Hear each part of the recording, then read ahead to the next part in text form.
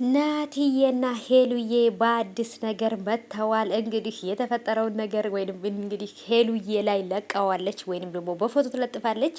የተጠየቅነው ጥያቄ አለ ወይንም ደግሞ እኛ እነሱን መጠየቅ የምንፈልገውን ነገር በነፃነት እንድንጠይቃቸው ከላይ መልእክት አስተላልፈውበታል ማለት ነው። ይህን ነገር ምን ትሉታላችሁ? እኛ ናቲንና ሄሉን መጠየቅ የምንፈልገው ነገር አለ። እሱ ምንድን ነው? እኛም እርስ በርስ እንተዋወቃለን አይደለ ቤተሰቦቼ? ስለዚህ እውነተኛውን ነገር ትክክለኛውን ነገር መጠየቅ እንፈልጋለን። ያን ነገር እንድጠይቁ እንግዲህ መብት ተሰጥቷችኋል። በነፃነት የተሰማችሁን ጥያቄ እንድጠይቁን ብለዋል ማለት ነው። ሰላም ውድ የተከበራችሁ የቻናሌ ተከታታዮች እንዴት ናችሁ? ከኔ ጋር ሁሉ ሰላም ነው። ሰላማችሁ ብዝት ትርፍ ይበልልኝ ባላችሁበት ውድ ቤተሰቦቼ። ለዚህ ቻናል አዲስ ከሆናችሁ እንደተለመደው ሰብስክራይቧን ጠቅ ጠቅ አድርጓት፣ ቪዲዮ ላይክ አድርጉት። እኔ በነገራችን ላይ በሄሉ ላይ ምንም መጥፎ ነገር ሰርቼ አላቅም። በሄሉ ላይ ምንም መጥፎ ነገር አልሰራም። ሁሉም አሪፍ ነገር ነው የምሰራው። ግን እናንተ ቪዲዮ ላይክ እያረጋችሁ እያበረታታችሁኝ አይደለም ማለት ነው። እንግዲህ ችግራችን ይሄ ነው ታውቃላችሁና፣ ስለዚህ ቪዲዮ ላይክ አድርጉትና ኮሜንት ላይ ሀሳባችሁን እያስቀመጣችሁ አበረታቶኝ። በእርግጥ ላይክም እያረጋችሁት ነው፣ ግን እይታ እያገኝ አይደለም ማለት ነው። ስለዚህ መጥፎ ነገር እየተናገርኩም ከሆነ አርሙኝ፣ አስተካክሉኝ። ግን ደግሞ መጥፎ ነገር እየተናገርኩ አይደለም፣ እንትኔ ጠብቄ ነው የምናገረው ማለት ነው። እና ስለዚህ ቪዲዮ ላይክ እያረጋችሁ እናንተ ማበረታቱኝ ማለት ነው። በሄሉዬ ላይ አሪፍ ነገር ይዤ እንድመጣ እናንተ ማበረታቱኝ፣ ሰምታችኋል ማለት ነው።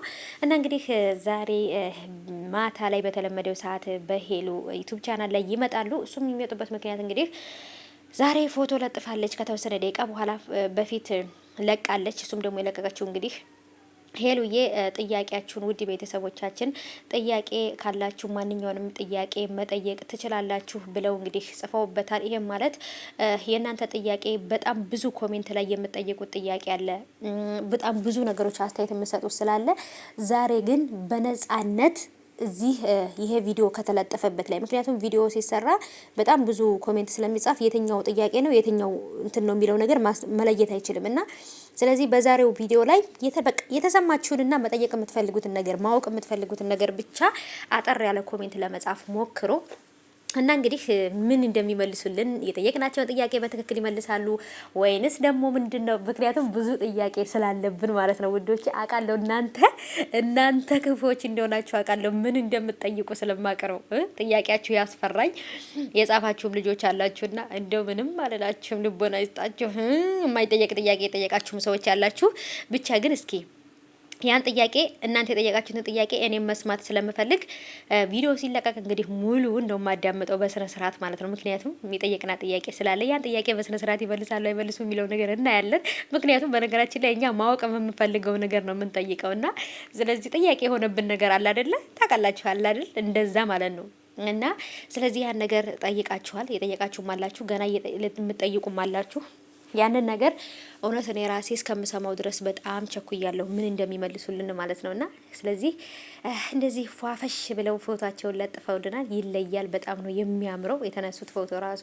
ይሄ ፎቶ እንግዲህ የጥምቀት ዕለትና የጥምቀት ዋዜ ማለት የተነሱት ፎቶ ነው። ይለያል እውነት ለመናገር ሁለቱም ቆንጆዎች ናቸው። በነገራችን ላይ ይመጣጠናሉ። ናትዬና ሄሉዬ ራሱ አብረው ቢሆኑ ደስ የሚሉ ምርጥ ጥንዶች ናቸው ማለት ነው። ያምራሉ። ከበፊትም አብረን ስለምናያቸው ስለምንወዳቸው እንደሆነ አላቅም እና የምትወዱት ሰው ላይ በነገራችን ላይ መጥፎ ነገር ብታዩበት ራሱ መጥፎ ነው ብላችሁ አትወስዱትም እና ስለምንወዳቸው ሊሆን ይችላል። ብቻ እንግዲህ አብሮነታቸውን ያዝልቅላቸው። ስለዚህ ጥያቄ ስቴፓችንን በመጠበቅ መጥፎ ጥያቄ ሳይሆን ጥሩ ጥያቄ ይገባል ብለን የምንፈልገውን ጥያቄ መጠየቅ አለብን። እና እንግዲህ ምን እንደሚፈጠር መጨረሻ ላይ እናያለን። ያብ ጋራ ተለያይታችሁ ቀራችሁ እንዴ ብላችሁ የጠየቃችሁም ሰዎች ያላችሁ፣ እንደው እናንተ ምን እንዳሰባችሁ ራሱ ግራ ገባኝ።